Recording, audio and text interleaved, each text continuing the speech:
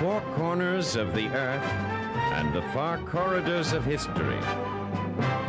Dateline, World War II.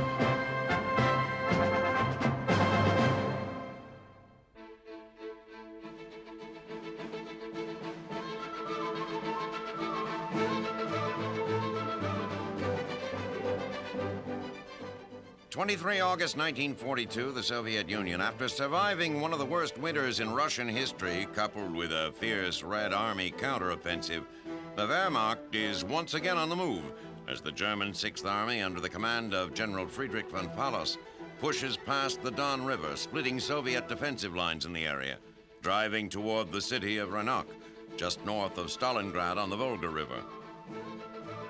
As winter drew to a close and both sides prepared to return to battle, Stalin was certain that Hitler would order a renewed attack on Moscow. Prior to being halted by the weather, the Germans had driven to the doorstep of the Soviet capital before being pushed back by the surprisingly potent counteroffensive. Believing that they would pick up where they left off, the Russians concentrated their forces near Moscow. In addition, Stalin, determined to continue driving the enemy back, resolved to attack south toward the Crimea and liberate Sevastopol, which had been under siege for months. In both cases, Stalin's reasoning proved to be flawed.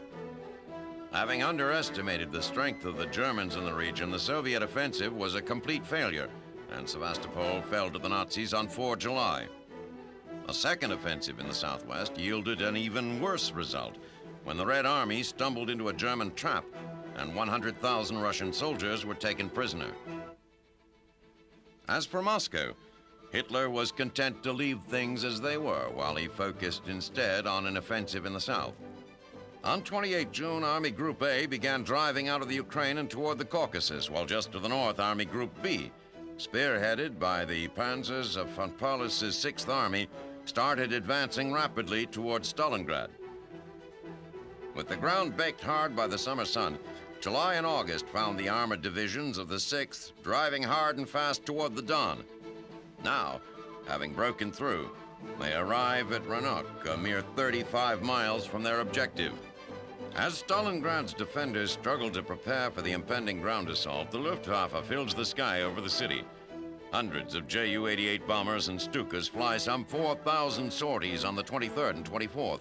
Turning Stalingrad into a sea of flames stretching 25 miles along the banks of the Volga. Despite the devastation raining down from above, the citizens of Stalingrad continued to prepare for its defense. Trenches are dug, fortifications built. Factory workers churn out tanks and guns 24 hours a day. Thousands of teenagers, officially too young to serve in the military, are put in uniform and given weapons. When there are no more rifles to be issued, soldiers are armed with metal pipes. Medical units are disbanded and their members pressed into battle. The wounded will be left where they fall while others carry on. And so it seems that, as it was at Moscow nearly a year ago, the Germans stand on the brink of capturing a Soviet city so crucial it might be considered the linchpin of the nation. Should Stalingrad fall, as Hitler has been proclaiming it will, it can be only a matter of time before Russia joins the list of countries conquered by the Reich.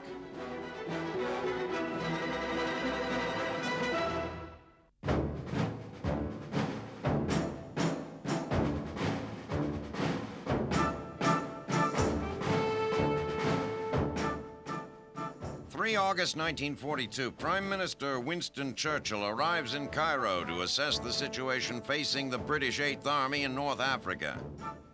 Unimpressed by the performance of his commander in the region, General Claude Auchinleck, Churchill has decided to replace him.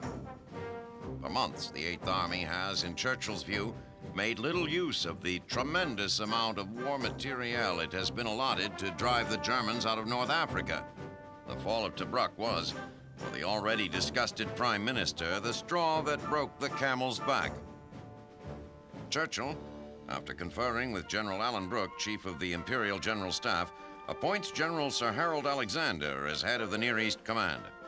Churchill then decides to place Lieutenant General W.H.E. Gott in charge of the Eighth Army. He is, however, forced to change his plans the next day as General Gott's plane is shot down en route to Cairo. His next choice for command is Lieutenant General Bernard Montgomery. Alexander has reservations about Montgomery, particularly his penchant for taking credit for others' accomplishments. Despite these misgivings, Alexander knows Montgomery is an excellent battlefield commander and highly regarded by the troops. On 11 August, Churchill travels to Moscow to meet with Soviet Premier Joseph Stalin. The purpose of the visit is to apologize to Stalin. There will be no second European front in 1942. Churchill explains that an Allied assault against Hitler's fortress Europe would be doomed to failure until more men and materiel are available. As a consolation, he assures Stalin there will be a combined British and American offensive against Axis forces in North Africa in the fall. Having completed the delicate task of soothing the Russians, Churchill on 19 August returns to Cairo to meet with his newly appointed commanders. He tells Alexander that his one and only goal is to destroy the German forces in North Africa, and that all his efforts should be focused on doing so. Alexander assures the Prime Minister that he understands and that he will tenaciously pursue that goal. Churchill then travels to Montgomery's headquarters at Berg El Arab.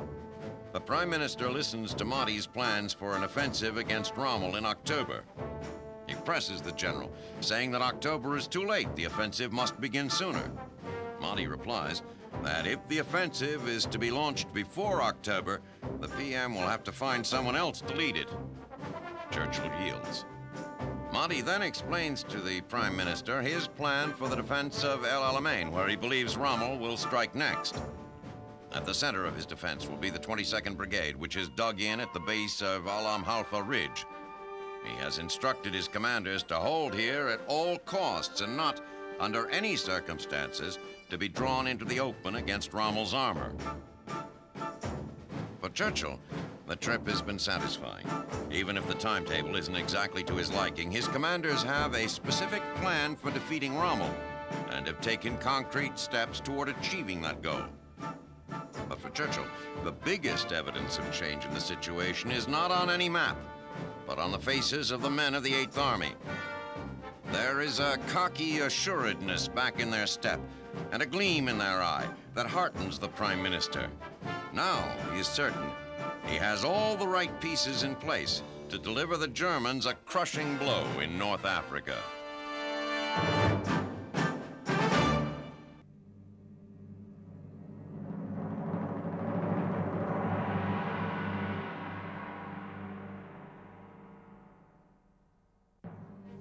August 1942, the Mediterranean.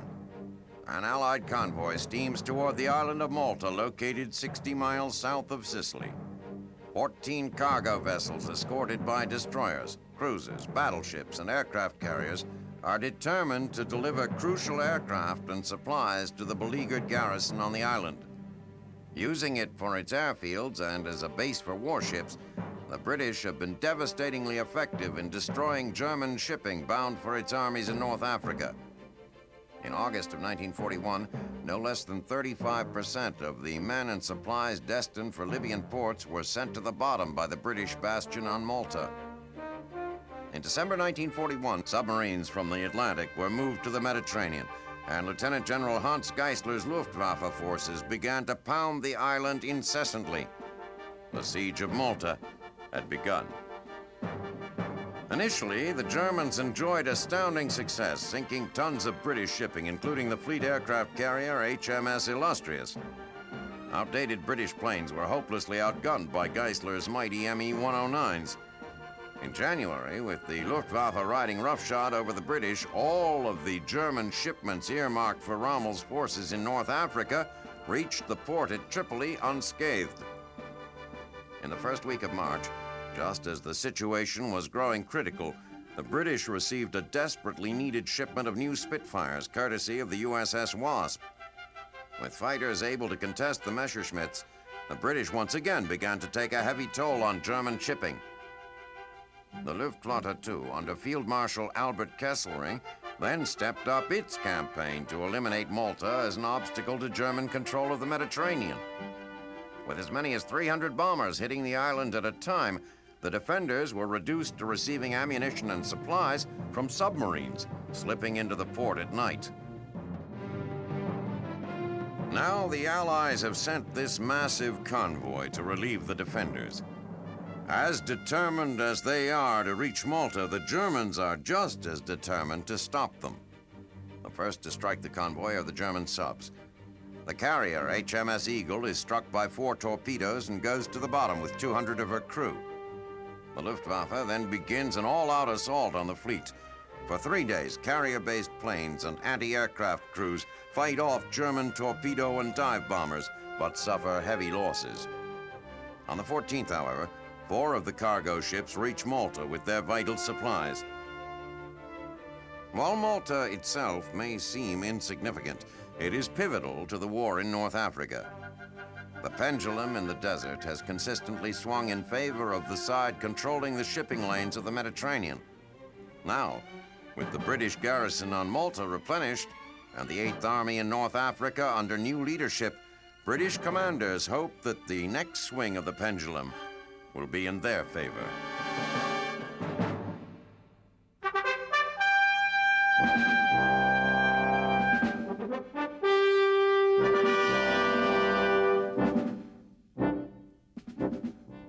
From all appearances, this Second World War will likely be decided more in the air than any war in history.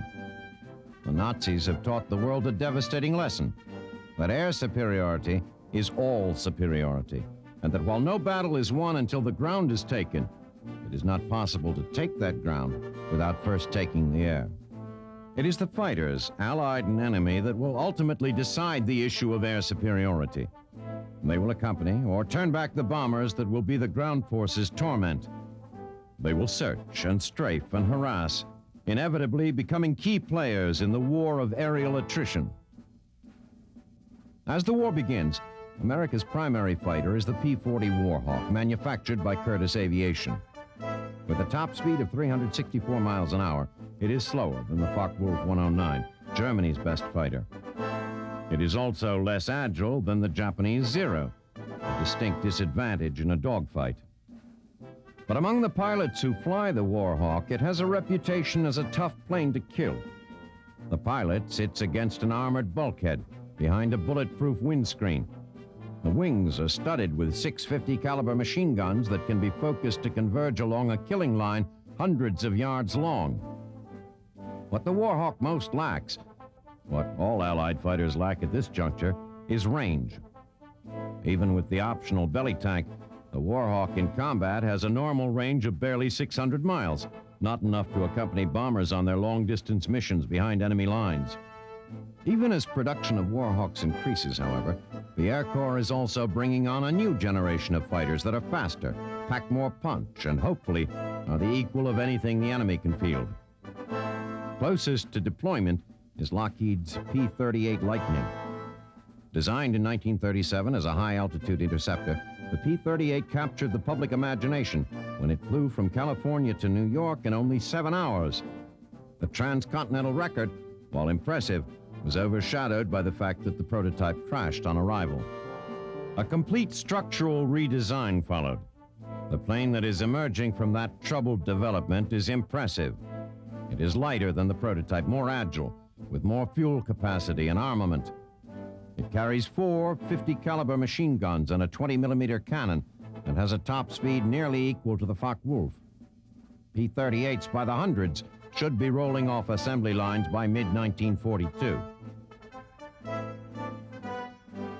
Not far behind is the P-47 Thunderbolt, a high-powered pug of a plane designed primarily for speed in battle. Conceived as a lightweight interceptor, it emerged from development as a heavy fighter capable of both escort and attack missions. Test pilots quickly named the P-47 the Jug. Its distinctive, blunt shape is the result of its huge air-cooled radial engine. While most fighters today use longer, more aerodynamic engines, the Thunderbolt's 18-cylinder monster pulls it along at 440 miles an hour. The first Thunderbolts rolled off the production lines as the bombs fell on Pearl Harbor. By the end of 1942, they should be a familiar sight overseas. Finally, there is the P-51 Mustang. Designed to British specifications, Mustangs are currently being tested with limited success on both sides of the Atlantic. It is, at high speeds, underpowered and sluggish. The British, who have taken possession of the first production run of Mustangs, are tinkering with the plane, trying to save it. The United States, disillusioned with the plane, has redesignated it for low-level reconnaissance. Ultimately, the new planes will have to prove themselves in battle. Their opportunity for that will come very soon. If they are successful, it will say much about the ultimate outcome of this war.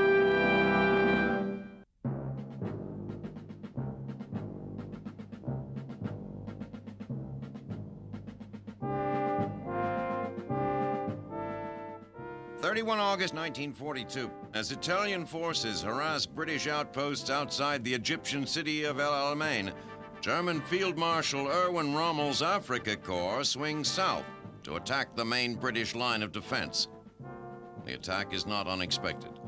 The British have for weeks been fortifying their defenses around the city, believing that the battle to be fought there may determine the fate of all of North Africa. Like the British, Rommel believes that El Alamein will be pivotal. But unlike the British, he has been unable to resupply and reinforce his troops. Rommel, whose strategy is based on fast, coordinated attacks, has been forced to scrounge for fuel amid the destruction the Afrika Corps has wrought. As Rommel's tanks approach the dug-in British, they do so with the firm knowledge that their mobility is not unlimited, that this battle will have to be fought more frontally than any of their others. More important, they approach El Alamein without benefit of the element of surprise. The English have had weeks to dig in, and as the German tanks slice through the first light British defenses, they are set upon by the RAF. With fresh aircraft, pilots, and virtually unlimited fuel, the RAF quickly establishes air superiority. Tanks in the desert are easy targets for aircraft, and without the protective Luftwaffe, the Afrika Corps takes heavy casualties. Rommel, despite an instinctive urge to pull back and regroup, fights on toward the sea. Moving along the seemingly unoccupied Halfa ridge, he makes a telling discovery. Newly arrived British Field Marshal Bernard Montgomery has dug the British tanks into the ridge like artillery, burying them to their turrets in protective sand. As the Nazis approach, the tanks ambush the slowly advancing Germans. The combined tank barrage and air assault makes progress nearly impossible. Rommel attempts to draw the British tanks out of their fortifications, a maneuver that has worked well for him in the past, but on Montgomery's orders, the Brits don't budge. On 1st September, Rommel again considers withdrawal and decides that punching through the British lines is worth one more try. Coordinating his attack with the weakened Luftwaffe, he makes one more assault on Halfa ridge, hoping desperately that the British, weakened by previous assaults, will decide to fall back. Monty's men, however, hold their ground. For the third time in 2 days, the Nazis are beaten back. As night falls, the British defenses are intact, the battlefield strewn with burning German tanks. On 2 September, as Rommel considers an end run around the entrenched British, he receives word that a German tanker carrying 8,000 tons of fuel has been sunk, crossing the Mediterranean. There will be no daring dash across the desert, no surprise attack at the British flank that will win the day. Rommel knows that he is not going to be able to take El Alamein and withdraws with what remains of his Panzer Corps. As he goes, the RAF continues its harassment, bombing the retreating Nazi column, turning the roadway into a kind of highway of death. It presents a tempting opportunity. A sudden charge by the British might well finish the Afrika Corps for good. The British armor, however, stays put. Montgomery's predecessors were victimized several times by German counterattacks, and Montgomery, who is as careful a commander as there is, decides that it is better to leave the potential knockout blow for another day. At El Alamein, he will be satisfied with a simple victory.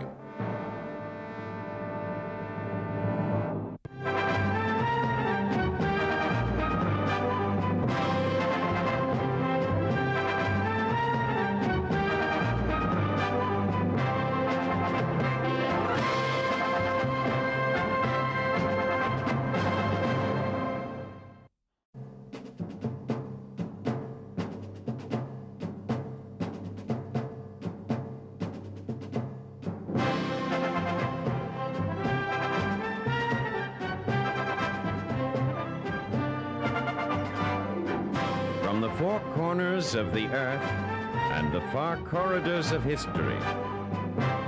Dateline, World War II.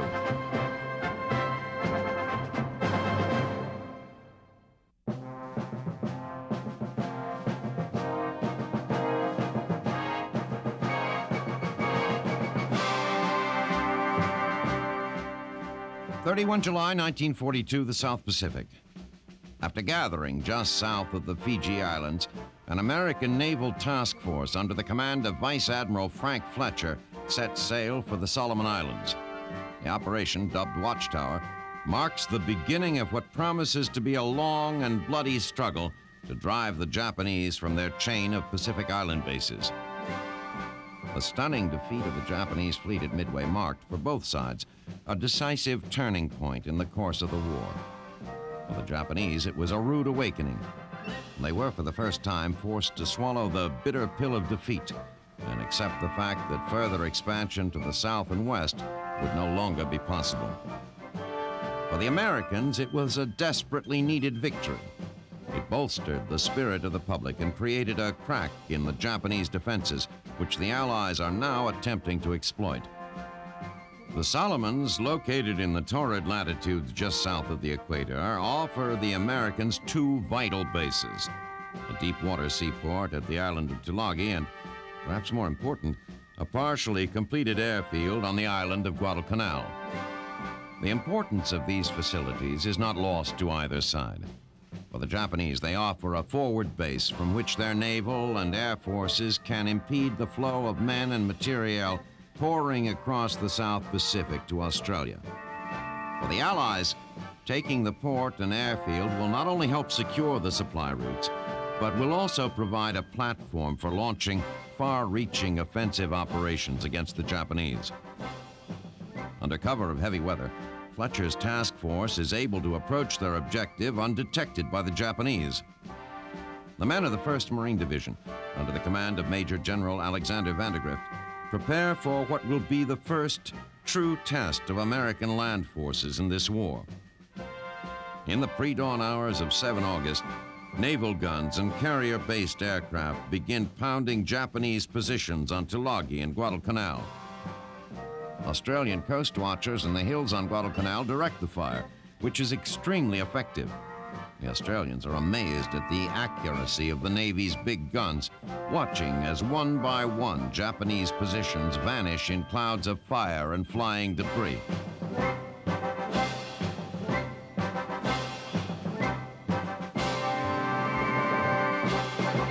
As the Marines head for the beaches on both Tulagi and Guadalcanal, there is no response from the Japanese on the islands. The men in the assault boats share a cautious optimism. Reaching the beach, it seems as if the bombardment has driven the Japanese off the island. The Marines land completely unopposed, and as they move inland to the partially completed airfield at Lunga Point, it's quite clear that the Japanese pulled out in a hurry. Equipment, ammunition, and rations are abandoned everywhere. While Marines secure the airfield, logistical problems are mounting on the beach. Material is coming off ships faster than it can be moved to inland cover.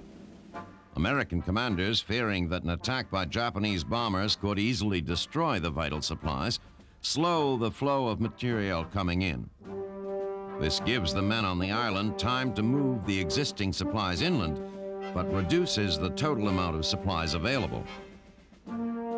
By late in the afternoon of 7 August, the Marines on Tulagi make contact with the Japanese. An enemy garrison holed up in the caves on the eastern end of the tiny island begins showering the Marines with heavy machine gun fire.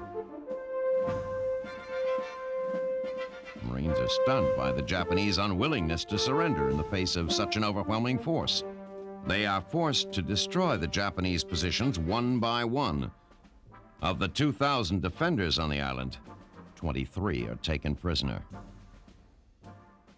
Meanwhile, on Guadalcanal, the unloading of supplies has been interrupted by a flight of twin-engined Japanese bombers. Anti-aircraft batteries and Navy fighters quickly down 7 of the attackers and force the rest to flee. But the attacks continue off and on through the afternoon of the 8th. While they do little damage, They cause serious delays in the unloading of equipment and supplies. By late afternoon on the 8th, Admiral Fletcher believes he can no longer keep his ships anchored off Guadalcanal. He is certain that the Japanese fleet must be steaming toward him. Fuel reserves for his fighters are dangerously low, threatening to leave the critical flat tops defenseless. He orders the carriers to steam out of the area, leaving the amphibious force without air cover. Without the protection of the Fleet Air Wing, Admiral Richmond Turner informs Vandegrift that he will have to withdraw his cruisers and transports to prevent losing them to the Japanese bombers. Vandegrift is furious. If the amphibious support ships leave, his Marines will be stranded on these jungle islands with only a portion of their supplies. Near midnight, as the two commanders feud, a Japanese naval force of 7 cruisers and 1 destroyer slips past American pickets near Savo Island, 10 miles off the coast of Guadalcanal. Catching Turner's force completely off guard, the Japanese hit the Allies with torpedoes and gunfire. In a matter of moments, an Australian and 3 American cruisers are turned into burning masses of twisted steel and begin sinking to the bottom. The Japanese commander, elated with his success but fearful that Fletcher's carriers would be launching a retaliatory airstrike, decides to retire to Rabaul. By doing that, the Japanese miss their chance to sink the transport and supply ships sitting defenseless off the coast of Guadalcanal. After this humiliating defeat, Turner orders what is left of his force to leave the area. He takes with him tons of supplies, rations, barbed wire, field artillery pieces, and the equipment the Marines need to complete the airfield. 1,000 Marine reserves are also on the ships as they turn and sail off. The 6,000 Marines on Tulagi and the 10,000 on Guadalcanal are left completely isolated. All they can do now is prepare for an attack that they know will come. The men dig their defensive positions, working feverishly to complete the airfield with the little equipment at their disposal. They know the airfield is the key. Air cover will be critical if they are to survive until they can be resupplied and reinforced. As the Marines prepare for the fight to come, Allied military commanders hold their breath. Success on Guadalcanal, they know, would only be the first step in the long trek across the Pacific. But failure would be a devastating blow to the Allied cause. If the Japanese can stop the flow of men and materiel to Australia, the war in the Pacific may be lost.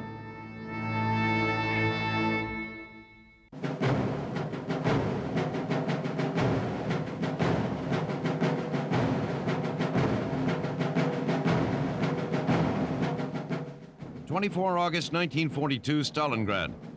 As the sun rises, a pall of smoke hangs over the city, and along with it, the threat of German conquest. Having been attacked almost non-stop for the last 24 hours by a seemingly endless stream of Luftwaffe bombers and fighter bombers, Stalingrad is a sea of flames, and the rising sun brings no respite as German bombs continue to fall. These air raids are the prologue of a planned ground assault which Nazi commanders fully expect will drive the Red Army from this military and psychological stronghold on the Volga River. Just north of the city, Army Group B, under the command of General Friedrich von Paulus, stands poised, having halted briefly to allow the Luftwaffe to soften up the Russian defenses. But with Hitler having decreed that Stalingrad must fall by the 25th, there is little time to waste. With the bombs still falling on the city center, German armor begins its push toward the northern suburb of Rennach. As they advance, the Panzers find themselves engaging divisions which exist primarily on paper and in the wishful thoughts of Stalin and his commanders. They are, by and large, newly recruited, poorly trained, and ill-equipped. Nazi tanks make quick work of the outer defensive lines. By 25 August, the day Hitler had expected to announce the fall of Stalingrad, the Red Army is able to regroup and counterattack, driving the Wehrmacht troops back nearly to the shores of the Volga. The victory is short-lived, however, and by 1st September, the Nazis have not only turned back the counteroffensive, they have pushed deep into Stalingrad. The The beginning of the month finds the fate of Stalingrad resting squarely on the shoulders of the newly appointed Deputy Commander-in-Chief, Georgy Zhukov. Having been elevated to his new position on 27 August, he is now second only to Stalin himself in the chain of command, and the Russian leader has made it clear to Zhukov that his immediate task is to keep Stalin's namesake city from falling to the Nazis. On 3 September, Zhukov orders an attack against German supply routes north of the city near the Volga. Intended to stem the flow of Nazi troops and equipment across the river, the offensive grinds to a halt when Red Army troops run out of ammunition. Under direct orders from Stalin, Zhukov again takes up the battle on 5 September. The Russians fight ferociously, but the Germans are too well entrenched. By the 10th, Zhukov reports to Stalin that the effort has been for naught and that Stalingrad may be lost. But even as the message reaches Moscow, the German advance into Stalingrad has begun to slow, and it is the city itself, rather than its defenders, that is impeding the Nazi troops. Aggressive bombing by the Luftwaffe, along with the fierce combat, have filled the streets with rubble, making passage by panzers difficult at best. As a result, most of the fighting must be done by infantry, moving slowly from street to street. The further they progress, the harder they are forced to fight for every foot they take. On 12 September, command of the Russian 62nd Army is taken over by a tough, lean general by the name of Vasily Ivanovich Chuikov, and almost immediately the Germans' task becomes even more difficult. Declaring to Stalin and to his men, "We shall either hold the city or die there," Chuikov turns his army into a band of urban guerrillas, urging them to conceal themselves in basements and bombed-out buildings. He makes it clear that retreat is not an option, and cowardice will be punished by death. It is not long before his men begin to refer to him as General Stubbornness. Still, despite the slowdown, the German advance continues. By 16 September, the Russians hold only a sliver of the city and are down to their final cohesive line of defense, which is anchored by a huge grain elevator. From their positions in the elevator, the Red Army troops are able to pin down an entire Wehrmacht battalion and stall the German advance for 6 days. Yet, in spite of the heroic efforts of Chuikov's men, by 22 September, the defensive line crumbles. As it does, the men of the 62nd fall back into the smoke and rubble of the city, assembling into small groups, concealing themselves in the ruins of Stalingrad, preparing to hold out at all costs. And so it is that nearly a month after Adolf Hitler had declared that Stalingrad would become his latest conquest, the Wehrmacht seemingly stands poised to deliver the prize to their leader.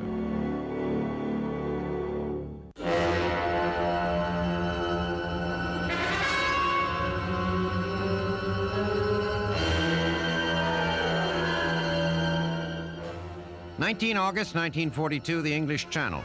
An armada of 253 ships set sail for the coast of France. This marks the beginning of Operation Jubilee, a commando raid on the German-held port of Dieppe. Comprised primarily of Canadian troops, the operation has several goals. First, to help appease Russian dictator Joseph Stalin, who is demanding a second European front. Second, to satisfy the Canadians who have been itching to get into the fight. And third, to destroy vital dock facilities as well as food, ammunition, and fuel stores. The hastily planned operation runs into trouble early. German trawlers spot the force and send up signal flares alerting the defenders of Dieppe. German E-boats attack the landing craft as they make their way to shore, killing many of the men before they ever set foot on land. Upon reaching the beach, things continue to get worse. The landing area is surrounded by a high bluff, concealing German artillery and machine gun positions. It is for the Germans a virtual shooting gallery. The Canadians try desperately to drive inland, advancing into a hail of machine gun and mortar fire. The landscape is covered with dead and wounded men and smashed equipment.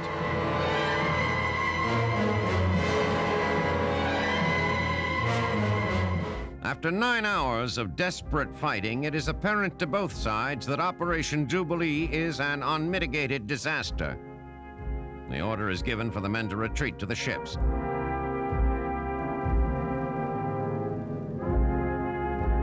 many, however, it is too late. Over 1,000 men are dead, and 2,500 are taken prisoner.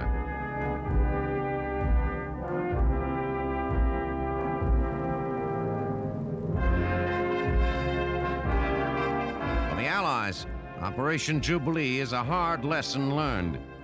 Any future assault against German coastal defenses must be preceded by massive naval and aerial bombardment, and more important, must be one of overwhelming force.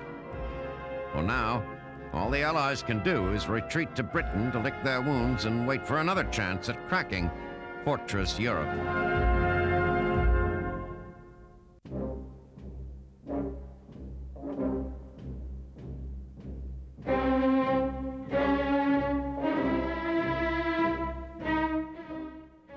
They are peas in a pod.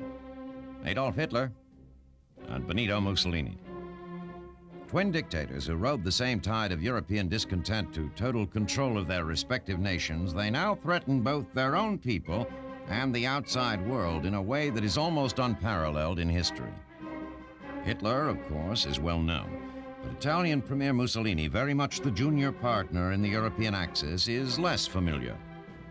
In many ways, however, it was Mussolini who paved the way for Hitler, who showed the Nazi tyrant the path from obscurity to power. Mussolini, like Hitler, was a veteran of World War I who returned to a nation descending into chaos. Unlike the Germans, the Italians were not a defeated nation. But throughout Europe, historic tides were building.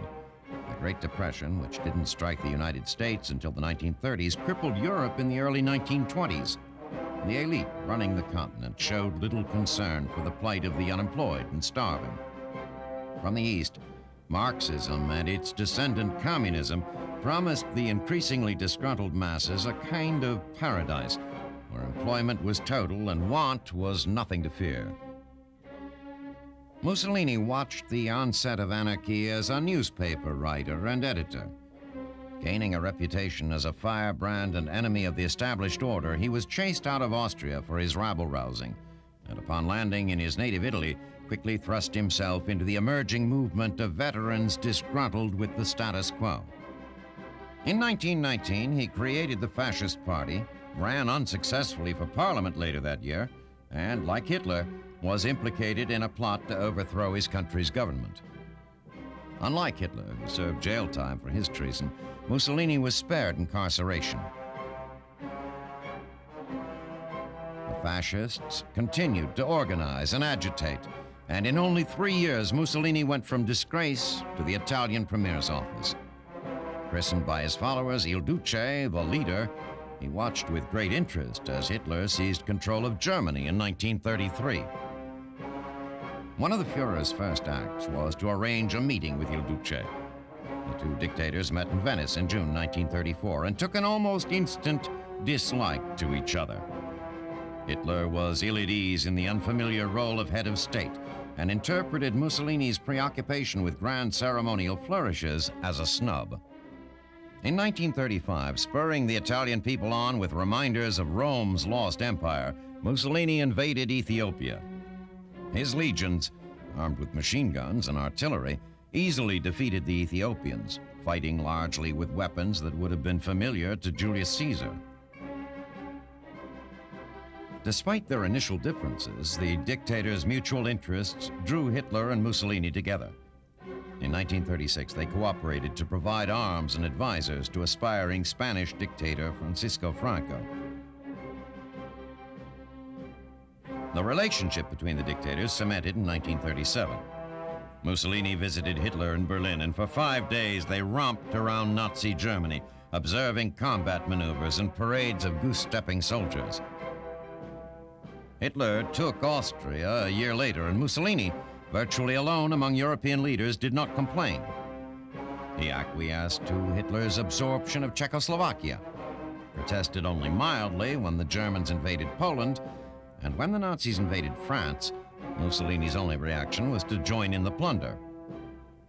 They are peas in a pod, Hitler and Mussolini. Twin dictators challenging the world to come stop them. They are only now receiving the world's answer.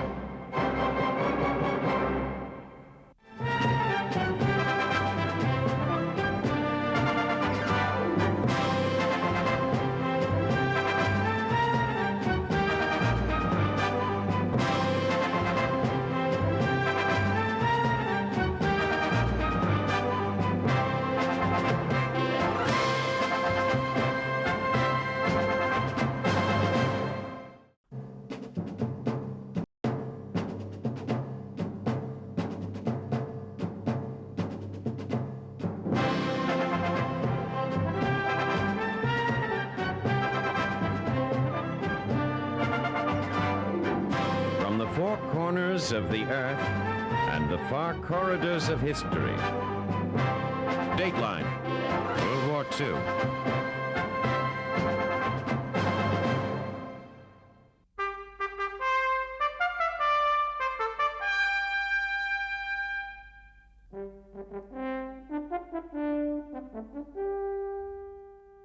12 August 1942, Guadalcanal. In the 1 week since their abandonment, the Marines here have nearly completed their first task on the island, the construction of an airfield from which to launch assaults on other islands in the Solomon chain.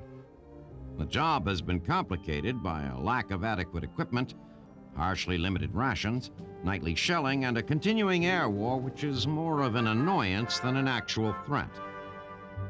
Henderson Field, named by the men in honor of a Marine flyer killed in the Battle of Midway, is not yet adequate for the large bombers required for a full-scale onslaught against the Japanese. Nonetheless, it can accommodate the handful of Marine fighter planes currently helping protect the ground forces from the Japanese aerial assault. While the American pilots are kept busy fighting off the Japanese, who have a seemingly inexhaustible supply of planes, the engineers on the ground face travails almost as great. The meteorological extremes endemic to the Solomons make keeping the field operational a constant battle. The runway often changes from an impenetrable dust cloud to a veritable swamp in the course of just 1 day. Most frustrating to the Marines on the ground is the endless waiting. The knowledge that the Japanese are out there planning, waiting for just the right moment to attack, leads to a miserable combination of persistent edginess and interminable boredom. The men are left only to walk guard daily and to work on their airfield. By 20 August, Henderson Field is prepared enough to receive its first new planes. A few dozen Dauntless dive bombers and Grumman Wildcats arrive, and the Navy pilots quickly integrate into the Cactus Air Force. The weary Marines welcome the new faces, knowing that the sooner the Japanese planes are held at bay, the sooner they can get on with their job on the ground and get off Guadalcanal. On 21 August, the waiting is over. Colonel Kiyono Ichiki and his men attack in an attempt to retake Henderson Field. Charging headlong into the American positions, the Japanese are cut to pieces by the Marines' well-coordinated machine gun and artillery fire. Although they never breached the defensive perimeter, over 800 Japanese die in a battle lasting only a few hours, leaving only a handful of survivors to retreat. Following the Japanese attack, life for the men on Henderson Field returns to the pattern of annoyance and boredom of the previous weeks. On the evening of 12 September, the 35th Japanese Brigade launches a three-pronged assault on the Marines on Lizard Hill, which overlooks Henderson Field from the north. If Lizard Hill changes hands, both the Japanese and the Americans know that the American hold on the airstrip is as good as lost. Though the Americans hold the line, as the Japanese withdraw, the men know that this was nothing more than a test. The real attack is yet to come, and the men spend the day fortifying their positions. The Japanese attack on 13 September. This time, they focus the bulk of their force on the center of the Marines' line on Lizard Hill. Although the Japanese units attack with bravery and determination, they are uncoordinated and are slaughtered by machine gun and artillery fire. The Marines succeed in holding their line, but at a cost. 59 Marines are dead, over 200 are wounded, and the survivors have begun calling the site of the gruesome battle Bloody Ridge. The victory brings no sense of relief. The Marines, as they have in the previous weeks, return to the business of life on Guadalcanal. They work on the airfield, tighten their defensive positions, and then, as always, wait.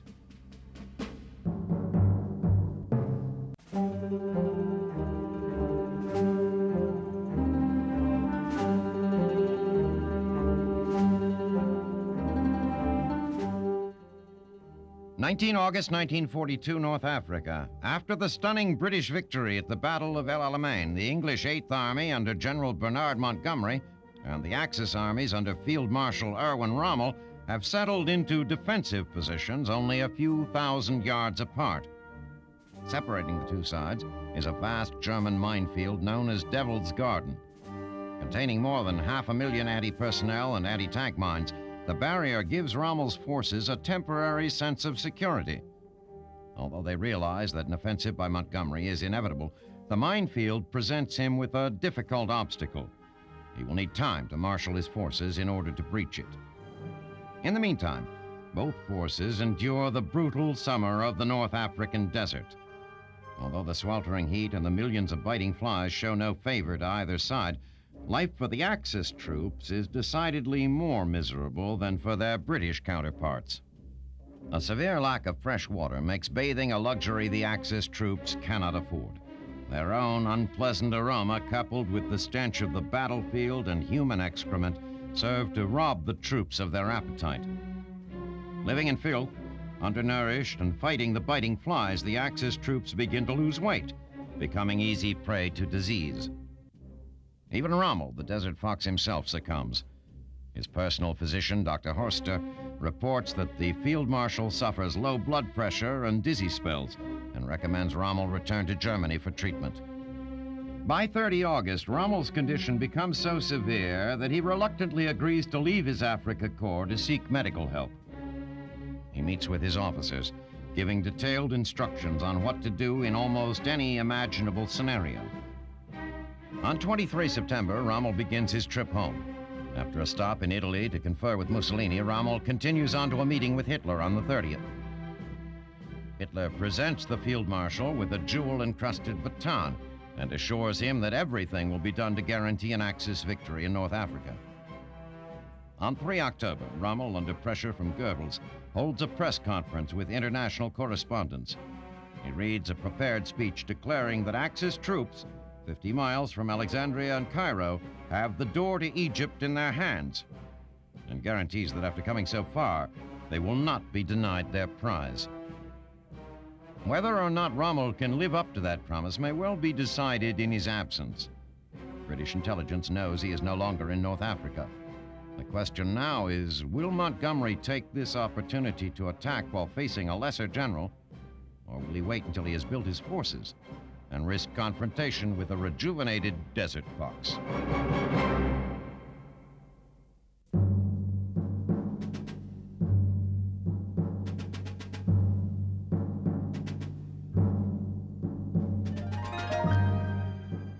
12 September 1942, the South Atlantic. While patrolling some 250 miles northeast of Ascension Island, the captain of German U-boat 156 spots the silhouette of a ship which is quickly identified as the British ocean liner Laconia.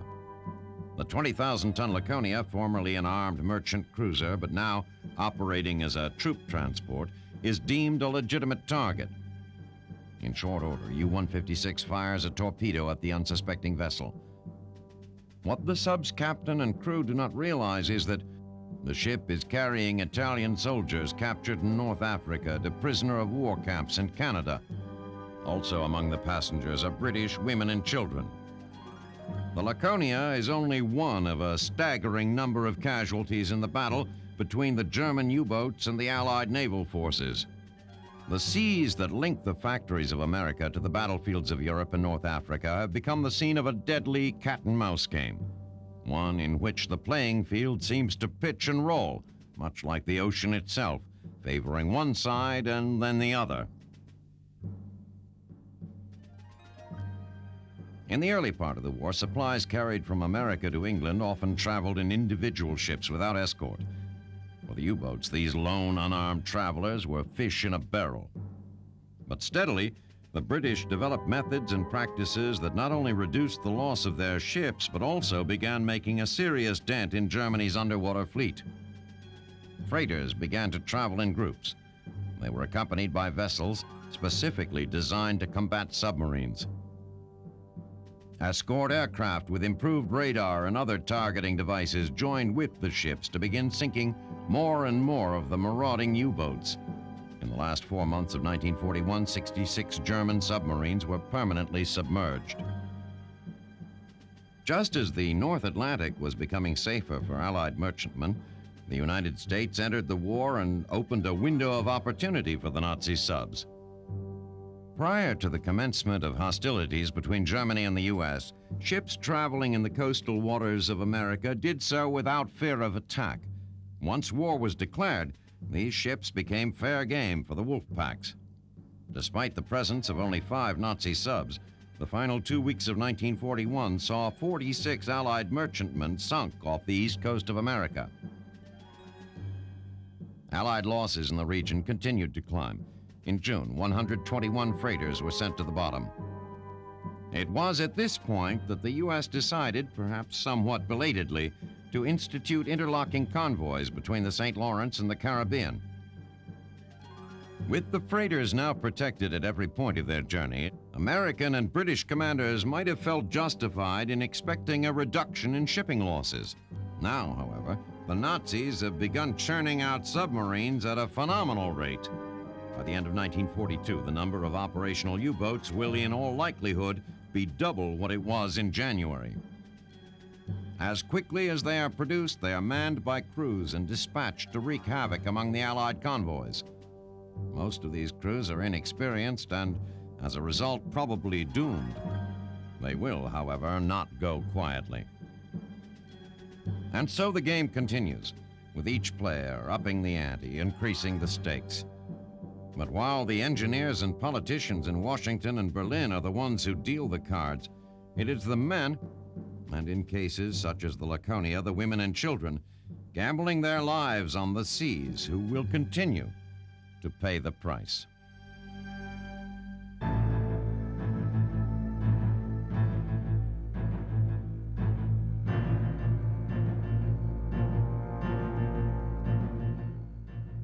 October 1942, Stalingrad. As a beleaguered Red Army, plagued by shortages of weapons, food, and ammunition, struggles to hang on to a small strip of their city, in Washington, officials of the U.S. and USSR are signing an agreement designed to alleviate those deficiencies and bolster the Soviet war effort.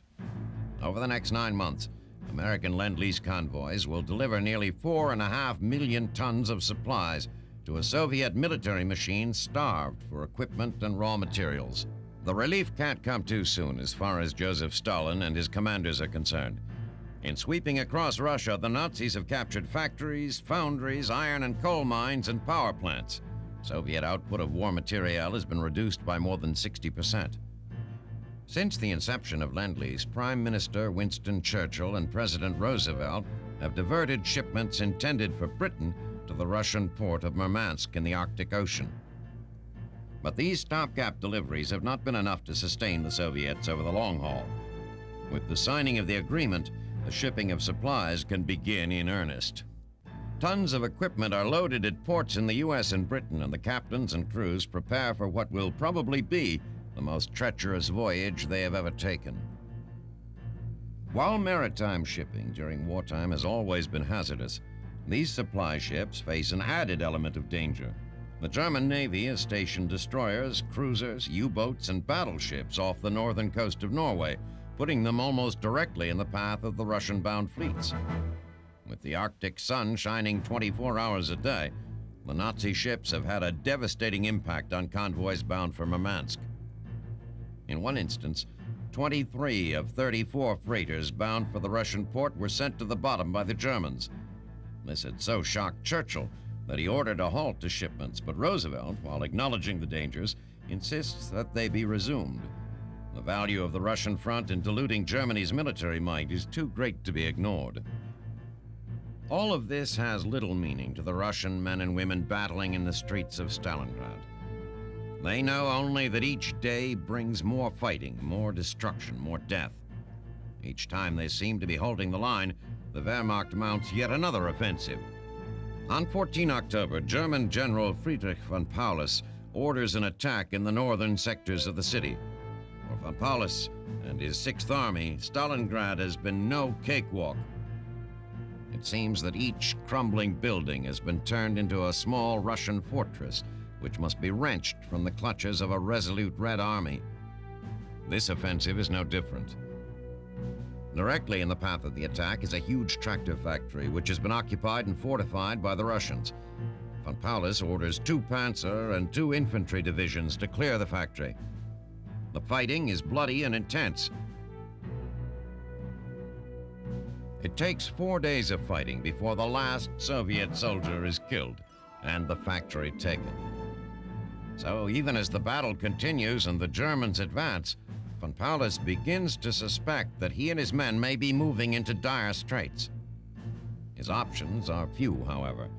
Pushed forward by a fanatical dictator with little taste for retreat and committed to the point where withdrawal is no longer an alternative, he must instead ask himself, having fought so hard to defeat so few, how he and his men can possibly overcome a whole army of Russians.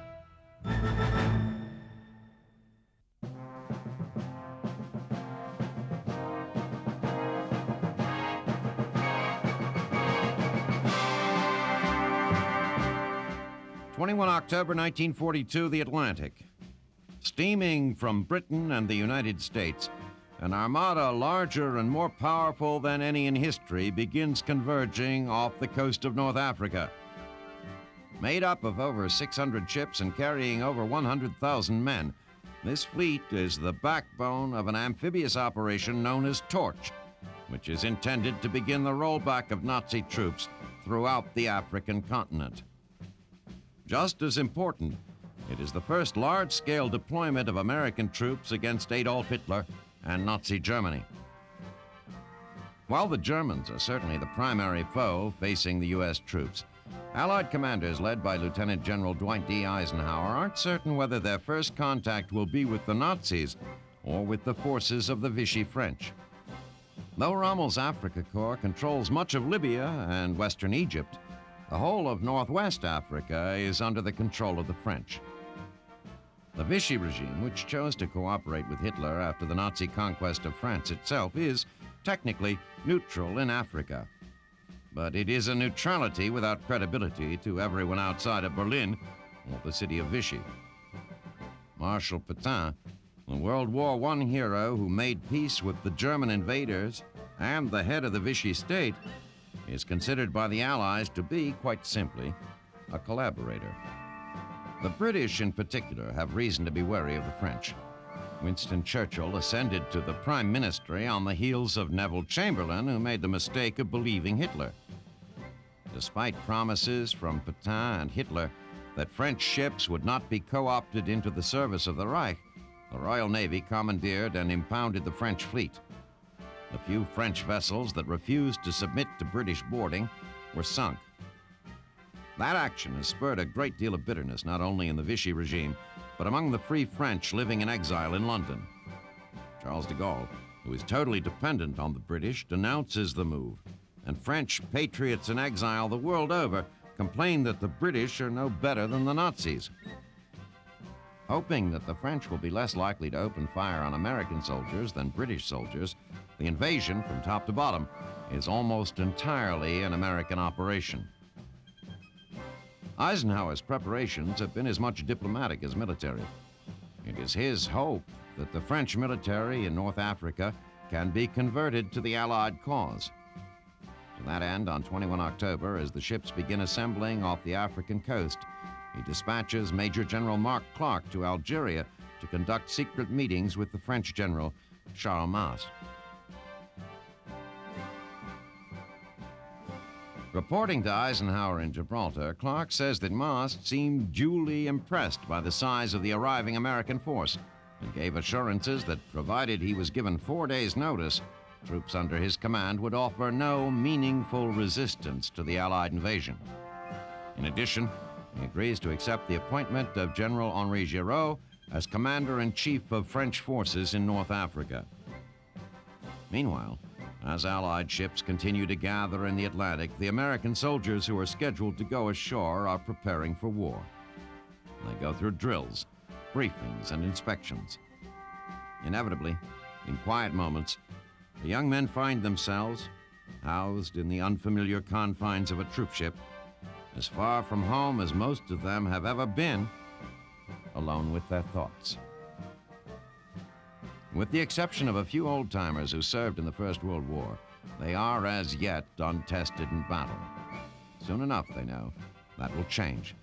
as these ships carry them, and with them America, into battle with Hitler and the Nazis.